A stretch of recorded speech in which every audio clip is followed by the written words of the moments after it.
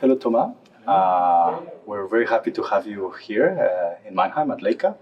And perhaps you can tell us a little bit about yourself in 2 or 3 sentences and your research interest.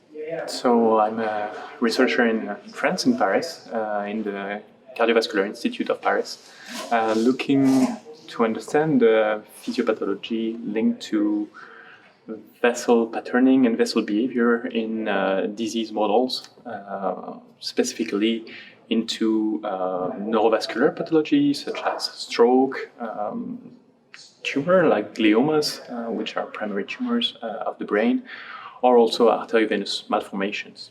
And all the idea of this research is to find a way to cure vessels which are damaged in the brain during those pathological events, to allocate better the drugs to treat the actual disease. So, because it's one of the challenges in pharma to get your product where at the specific site where it should act. Okay, so you in your research you also do a lot of imaging. Sure. Imaging is probably the center of our research. So basic research imaging first on post-operative samples or sections or also cells and so on. But the latest development we came to is live imaging. So we are trying and willing to look in longitudinal imaging at all those pathological events to have a clearer perspective of the times and so on. Because to work on fixed time points is not bringing all the dynamic ideas that occur in the brain. The brain is a complex organ with multiple different cell types and so on that interact one with the other. In pathological condition, you have all these inflammatory bursts that arrive also on site, which make it too complicated just to study on a fixed time sample. You really need to have this idea of dynamic. And you recently started using one of our Leica systems, an SP8 DIVE, which is a multiphoton system. And how has this helped you or changed the way that you approach brain imaging?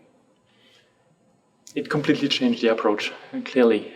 So I used to work in my previous lab with another solution from Leica,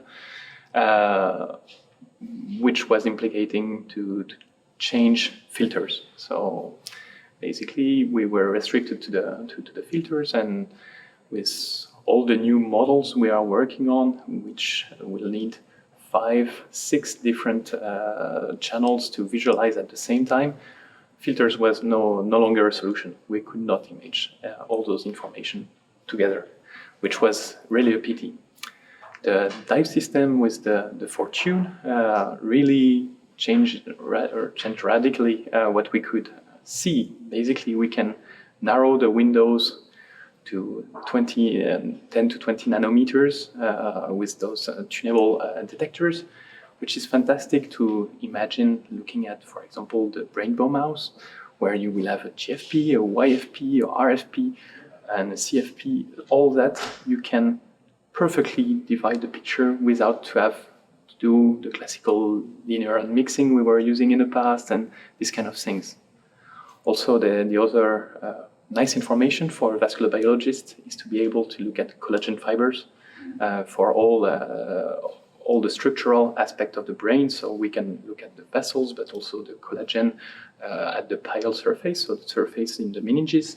We can look at that with the SAG, the second harmonic, perfectly, just because of narrowing this window just on your detection window, and that's just fabulous. Other information that we can get for free in a completely ready-to-use system. So that's what I would say. DIVE really changed this approach of multiple things we could see, multiple information we can get at the same time, and compatible with the in vivo longitudinal imaging. Because the other problem is that in the past you would have to do multiple sequence to detect all that, which is not compatible with an animal moving, an animal living, a biological process that goes which the time resolution is seconds, not minutes. And now we get there with the DIVE system. Okay, and thank you for sharing these thoughts, and we hope that we can accompany you with this new research and try to see where we can go next. Thank you. That gladly appreciate.